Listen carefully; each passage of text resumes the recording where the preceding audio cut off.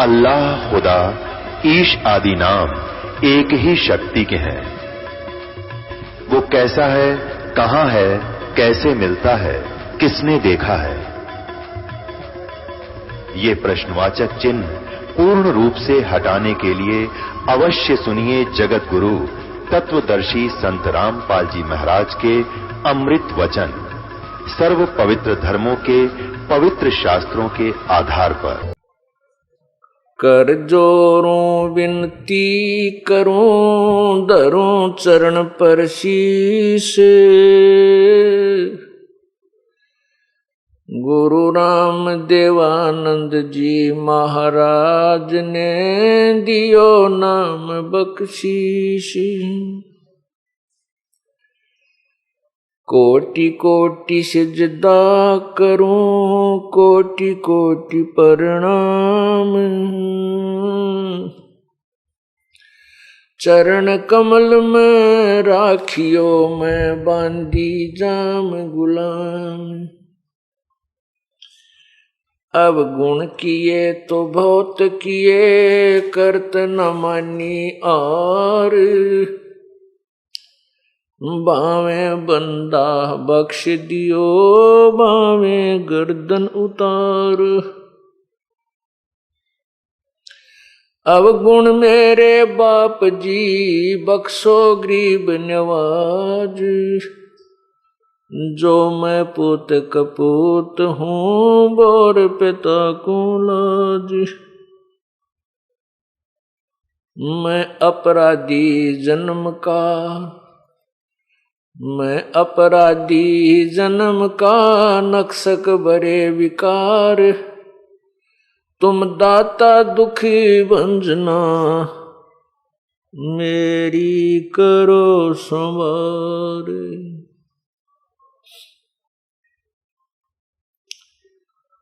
गुरु जी तुम ना भूलियो, चाहे लाख लोग मिल जाएं। हमसे तुमको बहुत है, तुमसे हमको नहीं। तुम्हारे विसारे क्या बने, मैं किसकी शरण में जाऊं। शिव विरंच मुनि नारदा, तिनके हृदय न समाऊं। कबीर गुरु जी मिलेंगे, पूछेंगे कुशलात। आदि अंत की सब कहूँ, अपने मन की बात। परमपिता परमात्मा, सारी सृष्टि के रचनहार, कुल मालिक कबीर बंदी छोड़ जी की असीम कृपा से ये 5 दिवसीय संत समागम सत्संग 14 जून सन 2008 को कल प्रारंभ हुआ।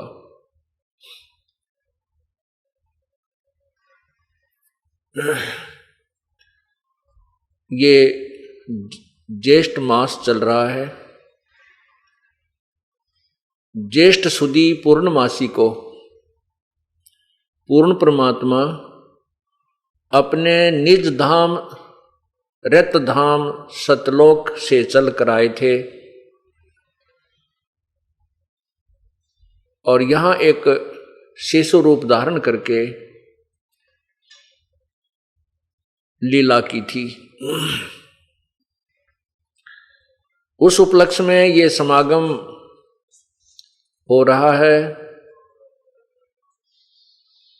कारण कुछ भी हो,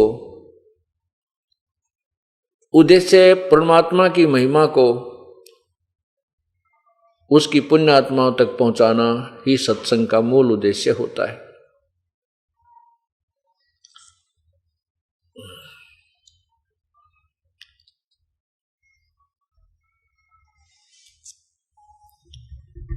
इन 5 दिनों के अंदर आपको ज्ञान कराया जाएगा कि परमात्मा कौन है, कहां रहता है, कैसा है,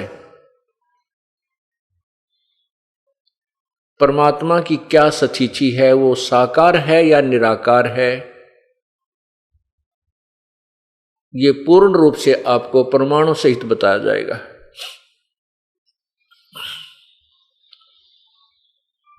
जो पुण्यात्मा इन 5 दिन के सत्संग को सुन लेगा उसको पूर्ण ज्ञान हो जाएगा और सर्व संशय समाप्त हो जाएंगे। परमात्मा के विषय में कोई साकार कहता है, कोई निराकार कहता है। जो साकार कहते हैं वो भी अंत में परमात्मा को निराकार बताकर ही छोड़ देते हैं। जैसे पवित्र हिंदू समाज श्री ब्रह्मा जी, श्री विष्णु जी और श्री शंकर जी, शिव जी को भगवान मानते हैं, परमात्मा मानते हैं, उनको साकार मानते हैं, उनकी मूर्ति हमने बनाई हुई है। फिर भी अंत में कोई पूछता है कि परमात्मा वास्तव में है कैसा, तो कहते हैं परमात्मा तो निराकार है,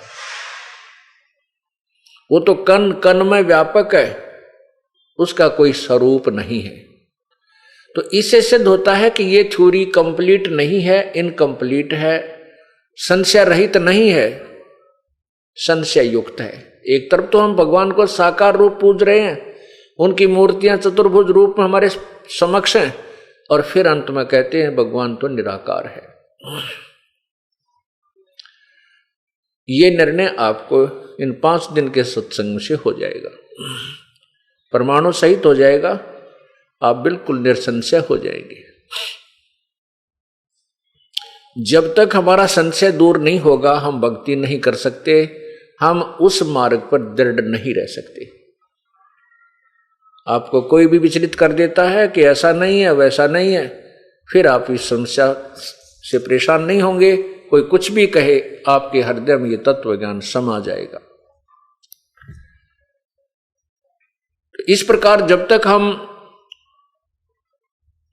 निसंशय नहीं हो जाएंगे तब तक हम भक्ति मार्ग को दृढ़ता से स्वीकार नहीं कर सकते। परमेश्वर कबीर जी कहते हैं, मामुंडू उस संत की जिससे संशय न जाए। कहते हैं वो संत धिक्कार है उस संत को जो संशय निवारण ना कर सके।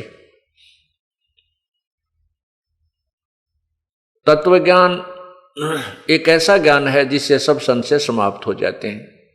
परमेश्वर कहते हैं, कबीर और ज्ञान सब ज्ञानड़ी, कबीर ज्ञान सो ज्ञान, जैसे गोला तोब का करता चले मैदान। ये तत्व ज्ञान जो 5 दिन में आपको बताया जाएगा, ये तोब का गोला है और ये आपके सर्व संशयों को समाप्त कर देगा। इस तत्व ज्ञान से जब आप अन्य संतों के ज्ञान की तुलना करोगे, ऋषि महर्षियों के ज्ञान की तुलना करोगे, वो सब साफ हो जाएंगे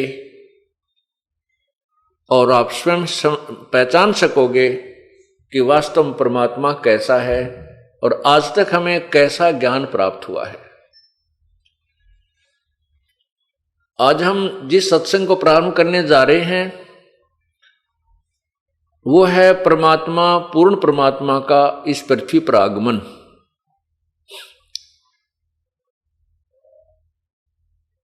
प्रभु कौन है, उसका नाम क्या है, उसका स्वरूप क्या है। परमात्मा साकार है, उसका स्वरूप मनुष्य सदृश्य है। परमात्मा की जो शक्ति है, परमात्मा की जो पावर है, वो निराकार है। परमात्मा जहां भी रहता है उसकी निराकार शक्ति उन्हीं के शरीर से बाहर आ रही होती है और उन्हीं के आदेश से वह सर्व कंट्रोल करती है, सारे समाज सर्व संसार को व्यवस्थित रखती है। ये तत्व ज्ञान का सिद्धांत जो मैं आपको बता रहा हूं। जैसे सूर्य साकार है, उससे निकल रहा प्रकाश उसी से है। सूर्य प्रकाशमान है, स्वप्रकाशित है, सूर्य साकार है। और उसके अंदर से निकल रहा जो ताप है, गर्मी है, उष्णता, वो निराकार है, वो गुप्त काम कर रही है। इसी प्रकार परमात्मा साकार है, परमात्मा का शरीर तेजोमय है, प्रकाशमान है प्रभु। वैसे तो सभी देवों का शरीर भी प्रकाशमान है, स्वप्रकाशित है, सभी साकार है। निराकार शक्ति कैसे काम, जैसे उनके शरीरों में अंतर है, पावर में अंतर है। जैसे एक 25 वाट का बल्ब होता है, एक 60 वाट का बल्ब होता है, एक 100 वाट का बल्ब होता है, और एक 1000 वाट का, और फिर सूर्य उदय हो जाए। ये सभी प्रकाशमान हैं। ट्यूब बल्ब भी प्रकाशमान है, जो 25 वाट का है वो प्रकाशमान है, 60 वाट का वो भी स्वप्रकाशित है। इसी प्रकार सभी देवों के शरीर प्रकाशमान है। ब्रह्मा जी, श्री ब्रह्मा जी, श्री विष्णु जी, श्री शिव जी का भी शरीर प्रकाशमान है, साकार है, मनुष्य सदृश है। इन भगवानों में यह शक्ति होती है कि इनके 4 हाथ हैं, ये चतुर्भुज कहलाते हैं तीनों भगवान। और ये चाहें तो 2 हाथ भी रख सकते हैं, ये इनके पास एक पावर है। जब चाहें ये अपने शक्ति से 4 हाथ भी बना सकते हैं। इनसे ऊपर एक शक्ति है जो इनके पिताजी हैं ब्रह्मा विष्णु महेश के, वो ज्योति निरंजन ब्रह्म है, जिनको क्षर पुरुष भी कहते हैं। वो भी साकार हैं, उनकी 1000 भुजा है, उनका प्रकाश इनके शरीर से कई गुना ज्यादा है। और शक्ति दुर्गा जो ब्रह्मा विष्णु महेश जी की माता जी हैं, इनका भी प्रकाशमान शरीर है और ये भी साकार है। इनका स्त्री स्वरूप है, नर आकार है, क्योंकि मानव आकार ही माना जाता है स्त्री या पुरुष का। इनकी दुर्गा की 8 भुजाएं हैं। ये चाहे तो 2 भुजाएं भी रख सकती है, जब चाहे ये 8 भुजाओं को भी फैला सकती है, विस्तार कर सकती है। ये सिद्धि होती है जो इनके पास उपलब्ध है। ब्रह्म जो है ये 21 ब्रह्मांड का भगवान है, 21 ब्रह्मांड का भगवान है। इसका शरीर भी प्रकाशमान है, स्वप्रकाशित है। ब्रह्म से ऊपर परब्रह्म जिसको अक्षर पुरुष कहते हैं, वो भी स्वप्रकाशित है, मनुष्य सदृश शरीर है। उसका शरीर का प्रकाश इस ब्रह्म से अधिक है। और वो अक्षर पुरुष 7 शंख ब्रह्मांड का प्रभु है, स्वामी है, भगवान है। परब्रह्म से ऊपर एक पूर्ण ब्रह्म है, पूर्ण ब्रह्म, वो भी मनुष्य सदृश शरीर युक्त है, तेजोमय शरीर है। उस परमात्मा का यानी पूर्ण ब्रह्म का, परम अक्षर ब्रह्म का शरीर जो है वो इन सब से ज्यादा प्रकाशमान है। उस पूर्ण परमात्मा को सत्य पुरुष भी कहते हैं। उसी परमात्मा ने अपने अन्य 3 रूप और बना रखे हैं, 3 रूपों में और रहता है। वो परमात्मा असंख्य ब्रह्मांड का मालिक है, जिसके अंतर्गत 7 संख्य ब्रह्मांड परब्रह्म के अर्थात अक्षर पुरुष के, तथा 21 ब्रह्मांड इस ब्रह्म के अर्थात क्षर पुरुष के। और ये सभी तीनों लोग उस परमात्मा के अंतर्गत आते हैं। वो सबका मालिक है, कुल मालिक है, वो सत्य पुरुष है। वो परमात्मा सत्यलोक में रहता है, उसका निवास, उसकी राजधानी सत्यलोक है और बाकी उसका देश है, बाकी उसके सब ब्रह्मांड उसी का राज्य साम्राज्य है। अन्य जो भगवान है वो उसी के अंतर्गत आते हैं। सतलोक में पूर्ण परमात्मा रहते हैं, उससे ऊपर 3 लोक और हैं।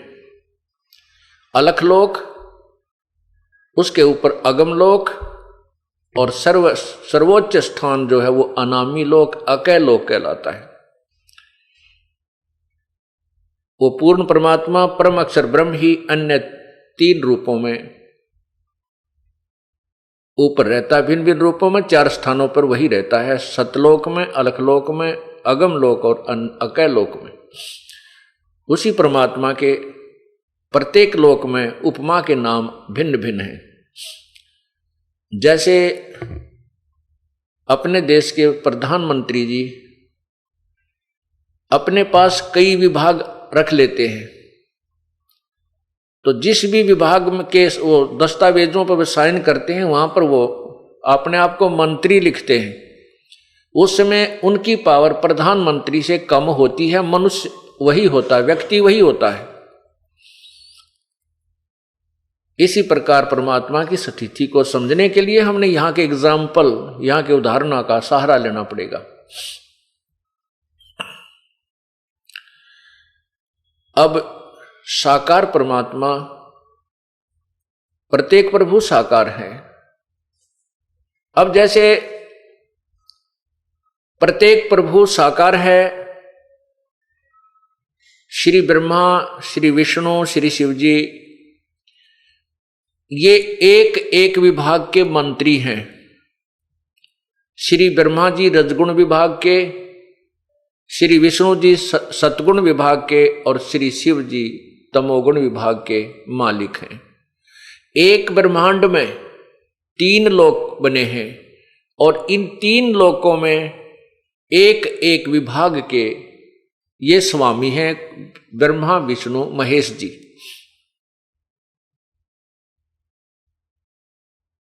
और ऐसे ऐसे असंख्य ब्रह्मांडों का मालिक है पूर्ण परमात्मा, परम अक्षर ब्रह्म। प्रत्येक प्रभु की पावर है, प्रत्येक परमात्मा साकार है और उनकी शक्ति निराकार है। उनकी शक्ति की एक सीमा है, उनकी रेंज की एक क्षमता है। उनसे निकल रही जो रेंज है उसकी अपनी अपनी सीमाएं हैं, उससे बाहर काम नहीं करती। जैसे मोबाइल टावर लगा हुआ होता है, उसकी सीमा फिक्स कर दी जाती है, वह उसके अंतर्गत जब मोबाइल फोन आ जाता है तो उस टावर के अंतर्गत वो कार्य करना शुरू कर देता है। उससे दूर उसकी पावर नहीं है, उसकी रेंज नहीं है, तो वहां उस टावर की अक्षमता काम नहीं करेगी, वो निष्क्रिय हो जाएगा। इसी प्रकार श्री ब्रह्मा जी, विष्णु जी, शिव जी, ये केवल 3 लोकों में, कौन से लोक? पृथ्वी लोक, ऊपर स्वर्ग लोक, जो कॉमन स्वर्ग है, ब्रह्मलोक नहीं, स्वर्ग लोक, और नीचे एक पाताल लोक है। इन 3 लोकों में एक एक विभाग के रजगुण ब्रह्मा जी, विष्णु सतगुण विष्णु जी, तमगुण शिव जी, ये एक एक विभाग के भगवान हैं, यानी मालिक है, स्वामी। इन तीनों भगवानों की शरीर से एक ऐसी रेंज निकल रही है, ऐसी शक्ति निकल रही है जो यहां उनके अंतर्गत रहने वाले इन प्राणियों को प्रभावित करती है। इस मनुष्य शरीर को, जीव शरीर को मोबाइल समझो। इस मोबाइल में जौन सा भी टावर का क्षेत्र, तीनों टावरों की वहां कॉमन रेंज होती है, और जिस भी टावर का वो कार्ड होता है उसी की रेंज उसमें काम करने लग जाती है।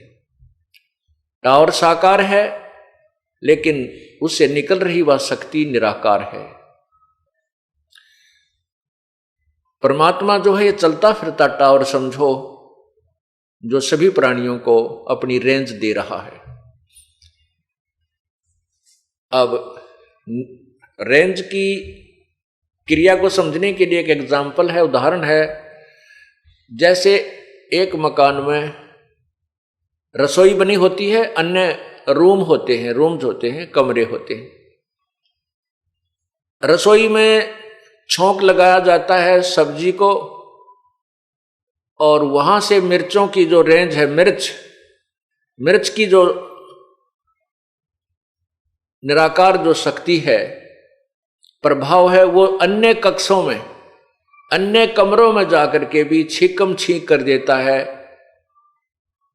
मूल वस्तु साकार वस्तु रसोई में है, उसकी निराकार शक्ति ने दूसरे कमरों में बैठे व्यक्तियों को भी अपना प्रभाव दिखा दिया, जिससे उनको छींकें आने लगी।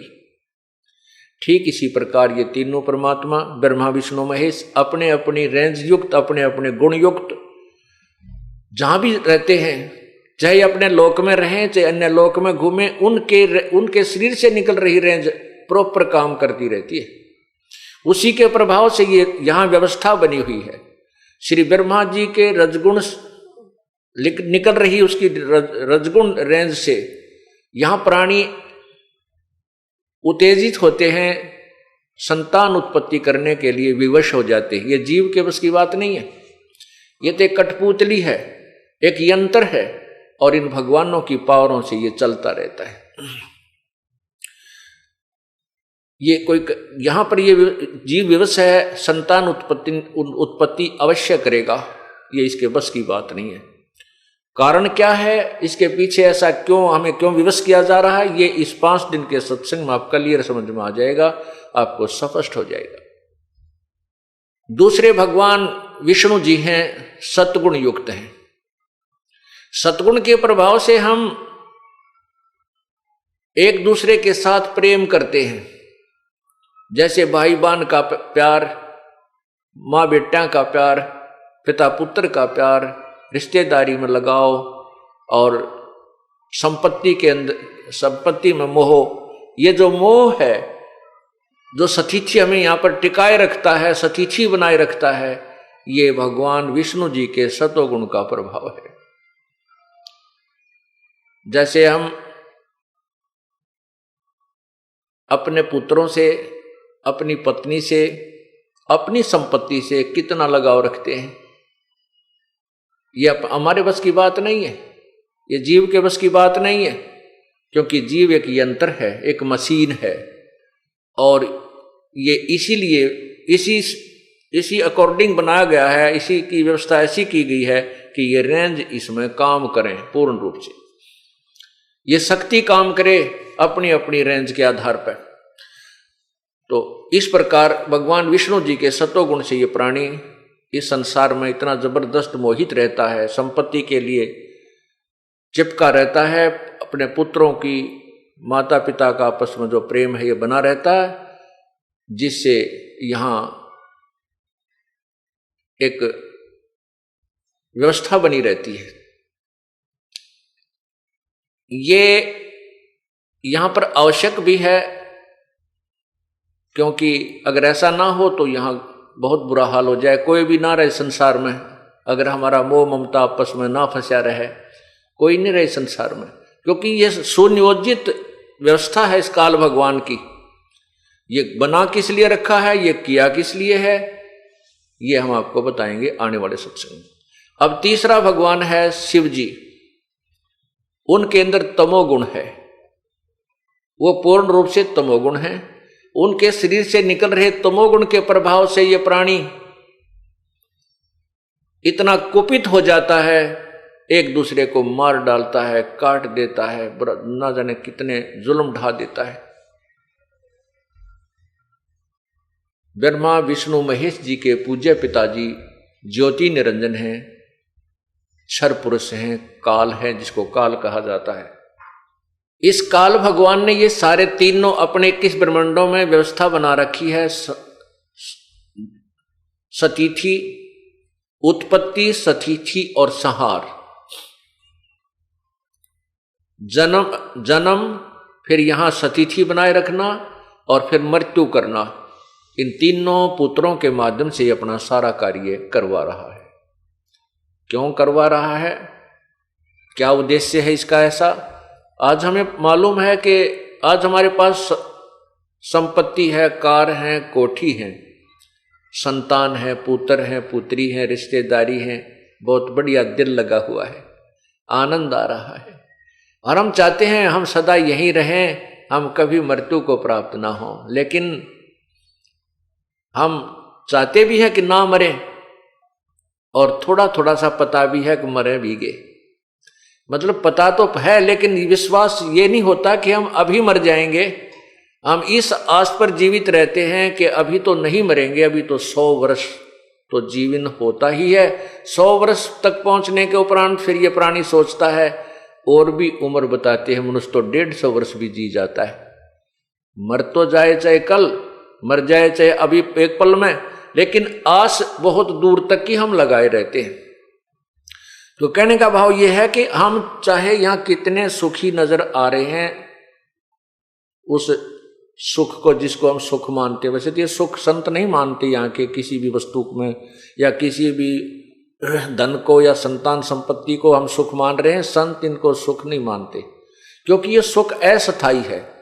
जैसे अभी मृत्यु हो जाए, वो सब हमारा यहीं रह गया, ना पुत्र साथ गए ना बेटी साथ गई। इसको तो संतों ने बताया है कि झूठे सुख को सुख है, ये मान रहा मनमोद, ये सकल चबीना काल का, कुछ मुख में कुछ गोद। कबीर परमेश्वर जी ने अपने तत्व ज्ञान में ये समझाया है कि इस झूठे सुख को सुख है, ये मान रहा मनमोद, ये तो सकल चबीना काल का, ये काल आहार है, इसके कुछ मुख में कुछ गोद। कुछ तो इसके मुख में 1 लाख जा चुके हैं, और बाकियों को गोदी में खिला रहा है, हमें अभी तैयार कर रहा है मृत्यु के लिए, कब मारा जाए, कब इनको खाऊं। ये काल 1 लाख प्राणी नित खाता है, मानव शरीरधारी प्राणियों को खाता है।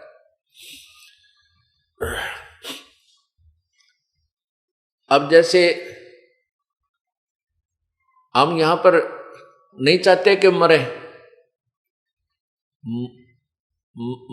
परमात्मा जब हमारी मृत्यु करता है वो अपनी शक्ति का पावर करता है। यानी शंकर भगवान को ड्यूटी दे रखी है, उसके अंदर एक गुण भर दिया है तमोगुण, वो हमारा संहार करता है, बाई फोर्स करता है, जबरदस्ती करता है।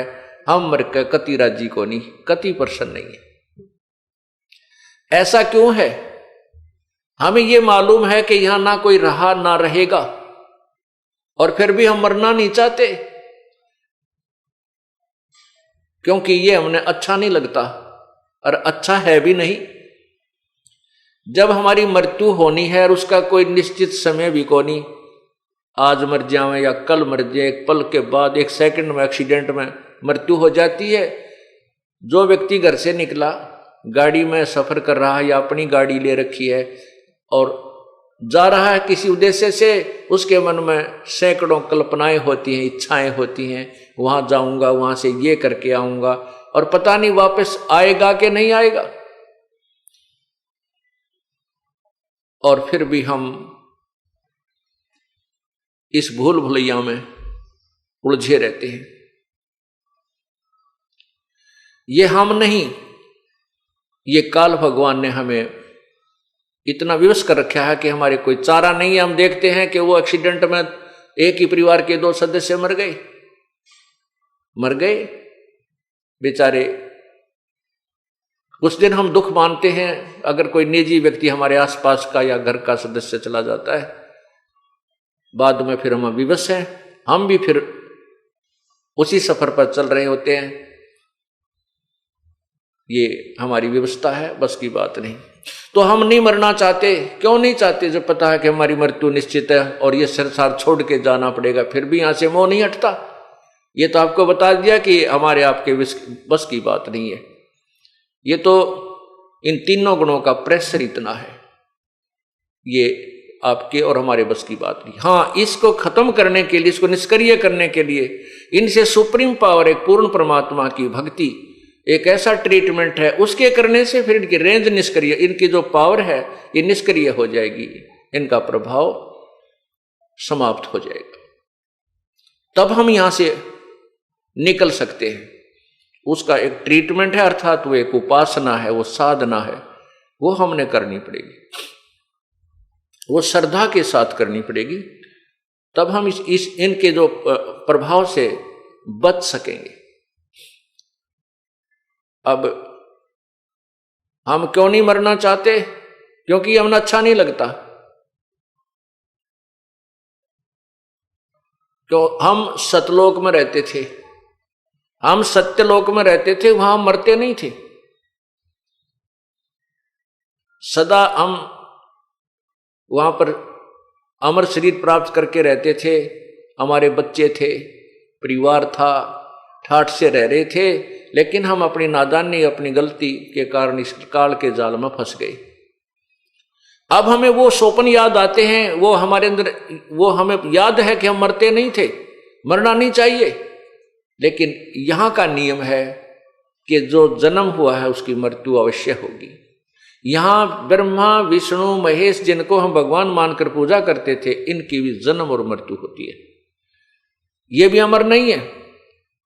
देवी भागवत 3 स्कंद अध्याय 4 और 5 में आपको दिखाएंगे, इसी सृष्टि रचना जब शुरू करेंगे आपको समझाने की, उसमें स्पष्ट लिखा है कि दुर्गा इन ब्रह्मा विष्णु महेश की माता है, ज्योति निरंजन ये ब्रह्म इनका पिता है, और ब्रह्मा विष्णु महेश तीनों स्वीकार करते हैं कि हमारा तो जन्म मृत्यु होता है, हम अविनाशी नहीं है। अब हम सतलोक में वापस जाने की तैयारी कर रहे हैं, जहां पर ना कोई कष्ट है, ना कोई रोग है, ना कोई गर्मी है, ना कोई फ्लड आती है, ना कोई महामारी आती है, न कोई वहां पर अकाल गिरता है। वहां सदा सुख रहता है, सदा सुख, उसको सुख सागर कहते हैं। शंखों लहर मेर की उपज कहर नहीं जा कोई, दास गरीब अचल अविनाशी सुख का सागर सोई। शंखों लहर मेहर की उपजे कहर नहीं जा कोई। आप देखते हो यहां पर कई बार हृदय में इतनी दया भर जाती है, इतनी दया भर जाती है कि शत्रु भी शत्रु नजर नहीं आता, महसूस नहीं होता, उसके प्रति भी एक प्यार उमड़ आता है। क्यों झगड़ा करते हैं, किस लिए करते हैं, लेकिन वो रहती है अक्षण मात्र ही, कुछ ही देर के बाद वो लहर समाप्त हो जाती है, वो हिलोर चली जाती है, फिर वही अकड़, वही नो की नो गुस्सा, वही अंदर से बकवादें प्रारंभ हो जाती हैं। तो भगवान बताते हैं कि उस सतलोक में ऐसी मेहर की लहर शंखों पल पल यही निकलती हैं, वह कहर की लहर नहीं है। शंखों लहर मेहर की उपज कहर नहीं जा कोई, दास गरीब अचल अविनाशी सुख का सागर सोई। वो सुख सागर है। जैसे समुद्र में, सागर में जब जहाज बीच में पहुंच जाता है, अन्य वस्तु नजर नहीं आती, केवल जल दिखाई देता है, सर्वत्र सागर ही होता है। इसी प्रकार वो परमात्मा का सतलोक सुख सागर है, सुख सागर, वहां सुख ही सुख है, सुख ही सुख है। जैसे पानी में, समुद्र में दूसरी चीज होती ही नहीं, ऐसे ही सतलोक में सुख के अतिरिक्त कोई वस्तु है ही नहीं, कोई और पीड़ादायक कोई भी वस्तु नहीं है, कोई भी पदार्थ नहीं है, और न ही कोई ऐसा जीव है। अब वो परमात्मा पूर्ण ब्रह्म, सारी सृष्टि का रचनहार, कुल मालिक, अपने लोक से चलकर इस काल ब्रह्म के 21 ब्रह्मंडों में आता है। वो किस लिए आता है, क्यों आता है, इसका एक सीधा सा उदाहरण तो ये बताएंगे। जैसे महाराजा होता है, उसके अंतर्गत सैकड़ों राजा हुआ करते थे, जो पूरी पृथ्वी का शासक होता था, जिसको चक्रवर्ती राजा कहते थे। वो अन्य स्थानों पर जाता था कि उस अक्षेत्र का, उस नगरी का राजा कोई अन्याय तो नहीं कर रहा, प्रजा को पीड़ित तो नहीं कर रहा है। अगर ऐसा वो कर रहा है तो उसको मैं फिर जनता को राहत दूंगा। एक तो उद्देश्य ये होता है। अब इसी प्रकार पूर्ण परमात्मा इस काल के ब्रह्मांडों में आता है। यहां की जनता जब हाहाकार मचा देती है, यहां के जीव तड़फने लगते हैं, तब वो परमात्मा या तो स्वयं आता है या फिर कोई अपना दास अपनी पावर युक्त अपनी कुछ पावर उसमें डालकर भेज देता है, अर्थात उसको कुछ शक्ति प्रदान करके भेजता है जो पुण्यात्माओं को सुख प्रदान करता है उसी प्रभु के आदेश और शक्ति से। अब वो परमात्मा पूर्ण ब्रह्म चारों युगों में आते हैं और यहाँ का जो राजा है, यहाँ 21 ब्रह्मांड का जो प्रभु है वो ब्रह्म है। पुण्यात्माओं, ये आपको तत्व ज्ञान ऐसा रटवा दूंगा, उंगलियां पे याद हो जाएंगे आपके, ये ब्रह्म के है, पर ब्रह्म क्या है, पूर्ण ब्रह्म क्या है, ब्रह्मा विष्णु महेश की कितनी पावर है। हमने ब्रह्मा विष्णु महेश को कभी बुरा नहीं कहा और ना ही ये बुरे हैं। हम तो ये कहते हैं कि तीनों देवा दिल में बसे ब्रह्मा विष्णु महेश और प्रथम इनकी वंदना पर सुन सतगुरु उपदेश। ये हमारे प्रभु हैं, हम इस काल के लोक में रह रहे हैं, लेकिन हम इनकी सतीथि बताते हैं, इनकी पावर से आपको परिचित कराते हैं। जैसे एक स्टेट का मंत्री, एक राज्य का मंत्री, एक प्रांत का मंत्री होता है, उसकी पावर होती है, उसमें भी शक्ति होती है, लेकिन वो प्रधानमंत्री के बराबर नहीं होता। हमने यही गलती कर रखी है कि एक स्टेट के मंत्री को हमने प्रधानमंत्री मान रखा है। ये अज्ञानता है, इसको तत्व ज्ञान से हमने समझना है। ब्रह्मा विष्णु महेश एक मंत्री हैं, एक एक विभाग के और एक ब्रह्मांड में, एक प्रांत में। इस काल भगवान के 21 प्रांत हैं, ये मुख्य यहाँ का मुख्यमंत्री है, समझ लो 21 प्रांतों का। वैसे तो प्रांतों क्योंकि उदाहरण देने के लिए कुछ हमने अलग से वास्तविकता से कुछ भिन्न बेशक हो, लेकिन समझने के लिए काफी होती है। ये निरंजन जो ये काल है, ब्रह्म है, ये एक ब्रह्मांड में स्वयं मुख्यमंत्री का रोल करता है और इसके तीनों पुत्र एक एक मंत्री का रोल करते हैं। अन्य जो नीचे देवता हैं, कोई कुबेर है वो खजान इसका वित्त मंत्री है, और वरुण है ये जल का सिंचाई मंत्री है, ये अन्य मंत्री। लेकिन इनमें भी जो विशेष मंत्री हैं वो 3 ही हैं। इन तीनों के अंतर्गत अन्य काम करते हैं। जैसे वरुण है ये जल विभाग का, सिंचाई विभाग का चीफ इंजीनियर जान लो। इस तरह की इनकी सतिथि बना रखी। तो ये एक ब्रह्मांड में ब्रह्मा विष्णु महेश केवल 3 लोक बने हैं। एक ब्रह्मांड में 3 लोकों में एक एक विभाग के मंत्री हैं और इनका पिताजी मुख्यमंत्री एक ब्रह्मांड में, ऐसा जानो। और इन ब्रह्म से ऊपर परब्रह्म, परब्रह्म से ऊपर एक पूर्ण ब्रह्म जो है वो सब ब्रह्मांडों का मालिक है, कुल का मालिक है। उसको परम अक्षर ब्रह्म भी कहते हैं। पवित्र गीता जी अध्याय 7 श्लोक 29 में गीता ज्ञान दाता प्रभु कह रहा है कि अर्जुन, जिस समय तुझे सभी आध्यात्मिक ज्ञान हो जाएगा और तू मेरे से परिचित हो जाएगा और तत्ब्रह्म से, उस परमात्मा से तू परिचित हो जाएगा, फिर संसार की कोई सी वस्तु की तू इच्छा नहीं करेगा, कोई डिमांड तेरे मन में नहीं रहेगी। देखो कितना अच्छा ज्ञान है पवित्र गीता जी का, लेकिन आज तक हमारे को समझाने वाले नहीं मिले ठीक से। इसमें कहा है, गीता बोलने वाला भगवान अर्जुन को कह रहा है कि अर्जुन, जब तू पूर्ण रूप से तत्व ज्ञान से या आध्यात्मिक ज्ञान से पूर्ण रूप से परिचित हो जाएगा और फिर मुझे समझेगा और फिर तत्ब्रह्म को जानकर यहां की कोई भी वस्तु तू नहीं चाहेगा।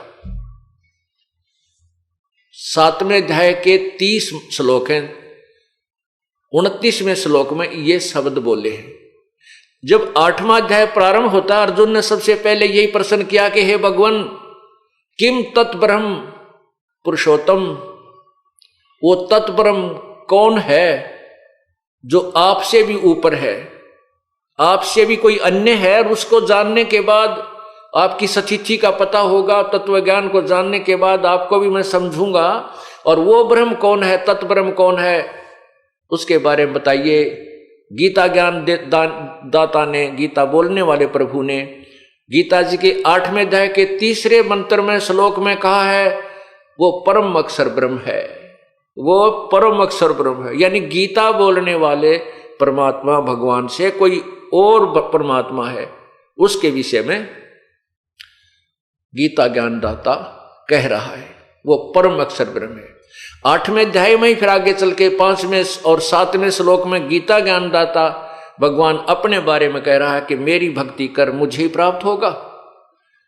और 8वें अध्याय के 8, 9, 10 श्लोक में लिखा है कि जो व्यक्ति उस तत्व ब्रह्म यानी परम अक्षर ब्रह्म की साधना करता है, अंतिम श्वास तक उसकी पूजा करता हुआ शरीर छोड़कर जाता है, उस परम दिव्य पुरुष सूर्य सदृश पर प्रकाशमान उस परमात्मा को प्राप्त हो जाता है। ये अपनी पवित्र गीता जी का अनमोल ज्ञान है। अब वो परम अक्षर ब्रह्म वो सारी सृष्टि का मालिक है। उसी के लिए गीता अध्याय नंबर 18 के मंत्र 62 में कहा है गीता ज्ञानदाता ने कि अर्जुन तू सर्वभाव से उस परमेश्वर तत्व ब्रह्म की शरण में जा, परम अक्षर ब्रह्म की शरण में जा, उसकी कृपा से ही तू परम शांति और शाश्वत स्थान अर्थात सतलोक को प्राप्त होगा। शाश्वत स्थानम, शाश्वत माने सदा रहने वाला यानी अविनाशी, स्थान माने धाम लोक, सत्यलोक को प्राप्त हो जाएगा। उस परम अक्षर ब्रह्म के ज्ञान को समझने के लिए, परम अक्षर ब्रह्म को प्राप्त करने वाली विधि को प्राप्त करने के लिए गीता जी अध्याय नंबर 4 के मंत्र 34 में कहा है कि उन तत्वदर्शी संतों की खोज कर उनको दंडवत प्रणाम कर,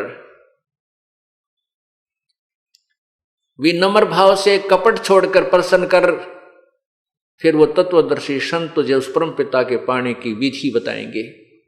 गीता ज्ञानदाता कह रहा है कि उस परम अक्षर ब्रह्म के विषय में मुझे ज्ञान नहीं है, वो उसकी प्राप्ति की विधि मुझे मालूम नहीं है, उसके लिए कोई तत्वदर्शी संत उसी प्रभु का भेजा हुआ आएगा, उस तत्वदर्शी संत को खोजना।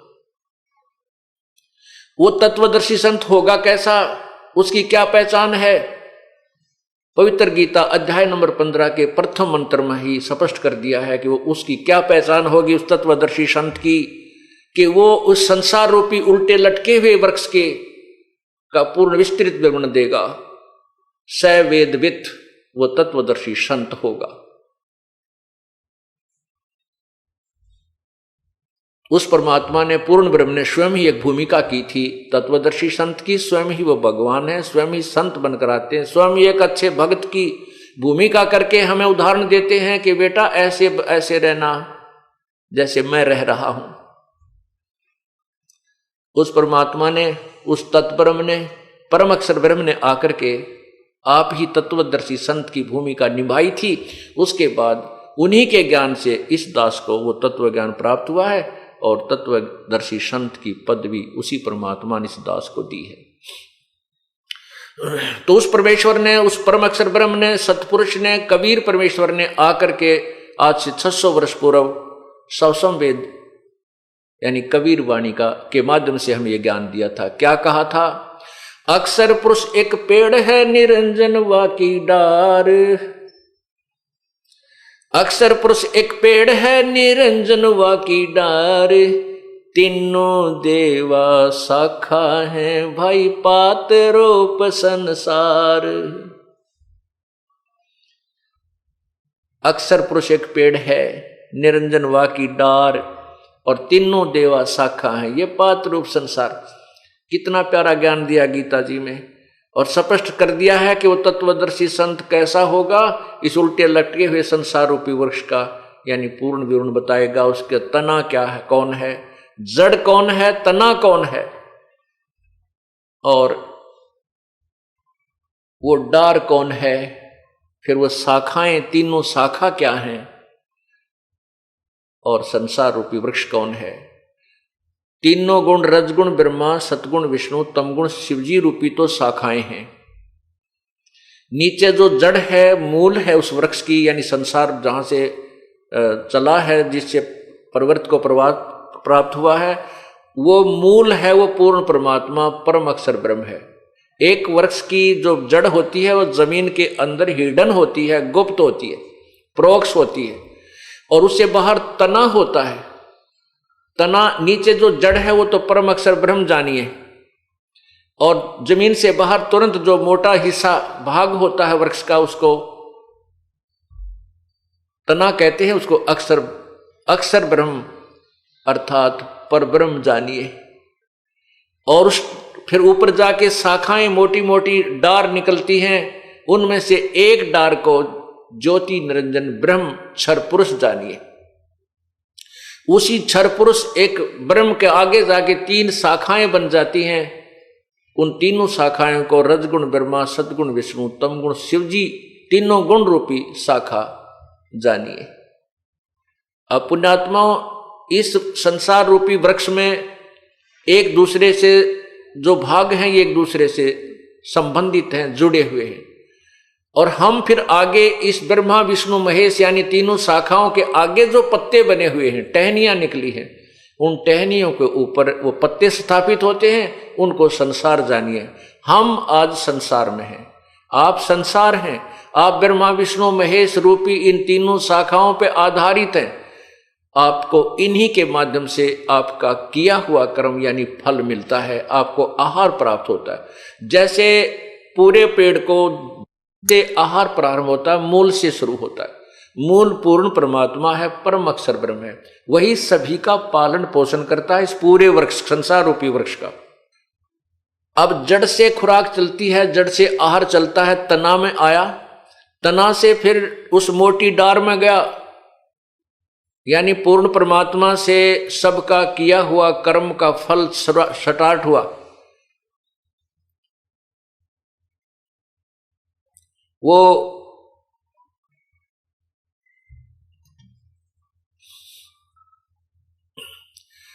जैसे जड़ से मूल से वृक्ष को आहार मिलता है। अब मूल कौन है? ये पूर्ण ब्रह्म, परम अक्षर ब्रह्म। इससे सबको किया हुआ कर्म वहां से प्रारंभ होता है, तना में आता है, यानी परब्रह्म के पास आया, परब्रह्म से फिर ब्रह्म के पास यानी डार में आया, डार से फिर वो खुराक आहार, मोटी डार से फिर तीनों शाखाओं में ब्रह्मा विष्णु महेश में आया, ब्रह्मा विष्णु महेश से आगे फिर हमें प्राप्त हुआ।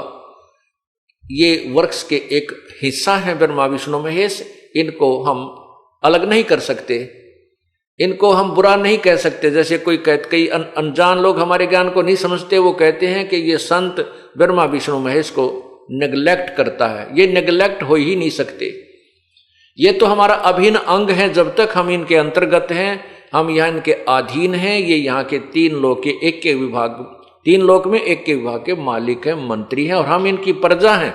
हम इनको नेग्लेक्ट नहीं कर सकते, हम इनके विधान से बाहर नहीं हो सकते, इनके अंतर्गत हमें रहना होगा।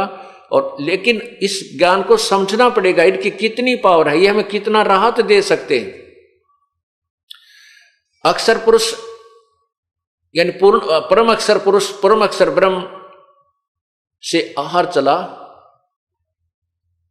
वो फिर तना यानी परब्रह्म में, फिर ब्रह्म में, डार से फिर तीनों शाखाओं में, शाखाओं से आगे हम पत्तों में, इस संसार रूपी पत्तों में ऐसे आहार यानी किया हुआ कर्म हमें इस प्रोसीजर से, इस प्रकार हमें कड़ी से मिलता है। तो इसमें कोई भी भगवान, किसी भी परमात्मा को हम अवॉइड नहीं कर सकते। प्रभु को स्वामी है ये हमारे, लेकिन हमने मूल ज्ञान को समझना है कि ये इन सबको भी पालन करने वाला कौन है, ये भी किस पर आधारित है। अब इसी का ज्ञान, इसी का प्रमाण इसी अध्याय नंबर 15 के, गीता जी के अध्याय नंबर 15 के 1 से लेकर 4 में तो ये निर्णय दे दिया कि वो संत जो पूर्ण संत, तत्वदर्शी संत होगा, ये ज्ञान बताएगा, संसार रूपी वृक्ष के प्रत्येक भाग का भिन्न भिन्न विवरण बताएगा। और फिर कहा कि जब तत्वदर्शी संत मिल जाए, 15वें अध्याय के 4थे श्लोक में बताया है कि जब तत्वदर्शी संत मिल जाए तो उस तत्व ज्ञान के आधार से इस संशय रूपी इस वृक्ष को काट के, संशय रूपी वृक्ष तत्व ज्ञान रूपी शस्त्र से अज्ञान रूपी इस वृक्ष को काट कर उसके पश्चात उस तत्व उस परम धाम को, उस परम पिता परमेश्वर की खोज करनी चाहिए, जहां पर जाने के बाद संसार में लौटकर प्राणी नहीं आते। गीता जी अध्याय नंबर 15 के श्लोक 4 में निर्णय दिया है कि जब 3 और 4 में ये निर्णय दिया है कि जब तत्वदर्शी संत मिल जाए, उस तत्व ज्ञान रूपी शस्त्र से अज्ञान रूपी उस वृक्ष को जो आपके अंदर घर कर चुका है उसको समाप्त करके, यानी उस पूर्ण रूप से संसार रूपी वृक्ष को समझकर, उसके पश्चात उस परमेश्वर के उस परम पद, परमेश्वर के उस परम पद की खोज करनी चाहिए, जहां जाने के बाद संसार में साधक संसार में लौट कर नहीं आते। और ये गीता ज्ञान दाता भगवान कहता मैं भी उसी की शरण में हूं।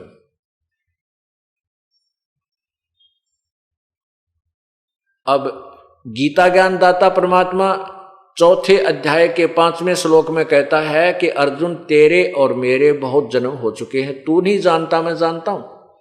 गीता जी अध्याय नंबर 2 के श्लोक 12 में कहा कि अर्जुन ऐसा नहीं है कि आप, हम और ये सैनिक पहले नहीं थे, या आगे फिर जन्म नहीं होगा, या हम वर्तमान में ही हैं। हम पहले भी थे, अब भी हैं, आगे भी आप और हम ये सभी जन्मते मरते रहेंगे। इसे सिद्ध हुआ कि गीता ज्ञान दाता प्रभु अविनाशी नहीं है, ये अविनाशी नहीं है। इसीलिए कह रहा है कि उसके पश्चात उस परम पद परमेश्वर की खोज करनी चाहिए, जहां जाने के बाद फिर संसार में साधक लौट कर नहीं आते, अर्थात उनको पूर्ण मोक्ष हो जाता है, उनका जन्म मृत्यु का झंझट सदा के लिए समाप्त हो जाता है। इसके पश्चात 15वें अध्याय के 16 और 17, गीता जी अध्याय नंबर 15 श्लोक 16 और 17 में इन 3 भगवानों की न्यारी न्यारी स्थिति निर्णायक दे रखी है। एक क्षर पुरुष ब्रह्म को कहते हैं, अक्षर पुरुष पर ब्रह्म को कहते हैं, और परम अक्षर ब्रह्म, परम अक्षर पुरुष इस पूर्ण ब्रह्म को कहते हैं।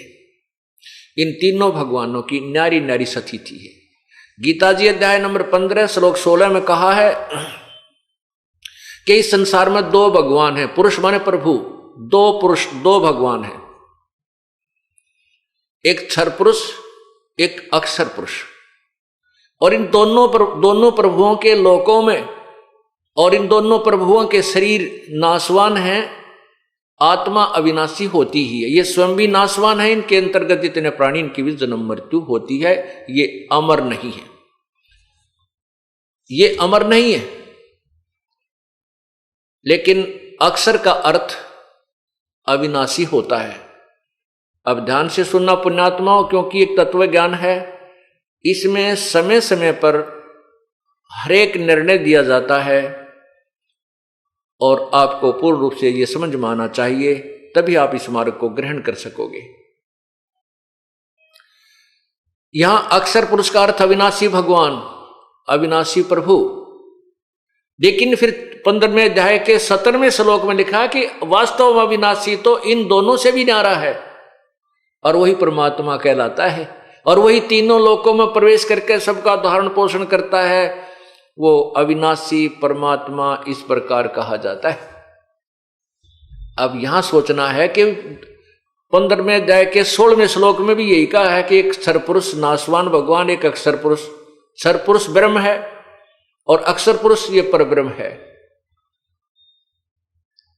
तो अक्षर पुरुष का अर्थ अविनाशी भगवान हुआ, अविनाशी प्रभु हुआ।